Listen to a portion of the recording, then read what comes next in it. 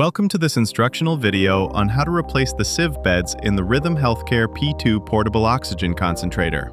Like all oxygen concentrators, the Sieve beds in the P2 will eventually need replacement. For this model, it's typically needed after every 2 years of use. Let's get started. Tools you'll need: T10 Torx screwdriver, number 1 Phillips screwdriver, and tweezers. First, remove the battery. Press and hold the battery latch, then slide the battery away from the unit. Next, remove the 2 anti-slip mats located on the bottom near the battery end of the unit. Using the T10 Torx screwdriver, remove the 2 screws securing the Sieve bed cover, then slide the cover up to remove. Carefully unplug the 2 wire connectors for the valves and the single connector for the Sieve bed.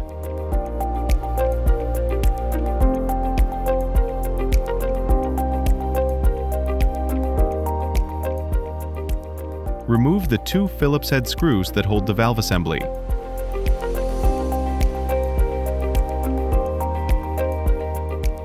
Gently pull the valve assembly away from the Sieve beds and set it aside. Now, remove the T10 screw securing the Sieve bed assembly to the unit. Carefully remove the Sieve bed assembly from the unit. Prepare the new Sieve bed assembly by removing the 4 protective covers. Slide the assembly into the unit, pressing firmly until it clicks or engages into place. Reinstall the T10 screw to secure the new Sieve bed assembly.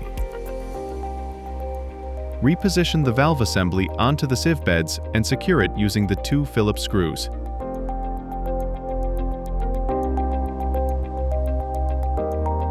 Plug in the Sieve bed connector and 2 valve connectors.